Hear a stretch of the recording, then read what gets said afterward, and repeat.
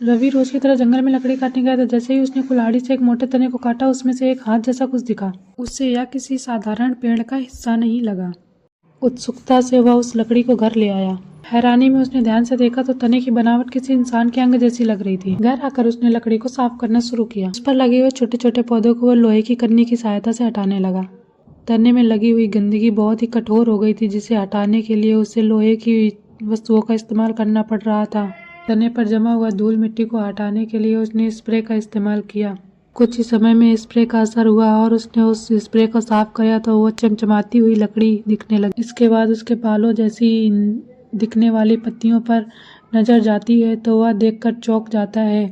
बालों में बहुत सारी गंदगी और छोटे छोटे कीड़े लगे हुए थे। बालों जैसी पत्तियों को झाड़कर उसने उसे अच्छी तरह साफ किया और डस्टबिन में एक एक करके सारे कीड़े निकाल दिए। उसके बाद वह बालों को कंघी से झाड़ता है और फिर उसमें हेयर जेल लगाता है। इससे उसके बाल कुछ ही समय में बहुत ही सुंदर दिखने लगते हैं।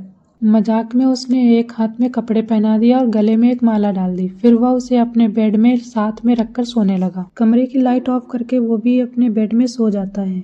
रात के अंधेरे में अचानक उसे भारीपन महसूस हुआ। जब उसने आंखें खोली तो देखा कि लकड़ी का ऊपरी हिस्सा सुंदर लड़की में बदल चुकी थी और उसके सीने में सर रखकर लेटी थी। वह डर गया और लड़की को उसने धक्का देकर बाहर उठाकर फेंक दिया। जैसे ही उसने उसे छोड़ने का फैसला किया, लड़की फिर से लकड़ी में बदलने लगी। वह रवि से हेल्प करने के लिए बोलती है। रवि यह देखकर दंग रह गया और उसे उठाकर गले लगा लेता है। वह फिर से लड़की बन जाती है। रवि उसे घर के अंदर ले गया और धीरे धीरे उसका ध्यान रखने लगा। वह उससे प्यार से बात करता और उसके साथ समय बिताने लगा। जैसे जैसे रवि की देखभाल और स्नेह बढ़ता गया, लड़की दोबारा पूरी तरह से एक सुंदर लड़की में बदल गई, इस बार हमेशा के लिए।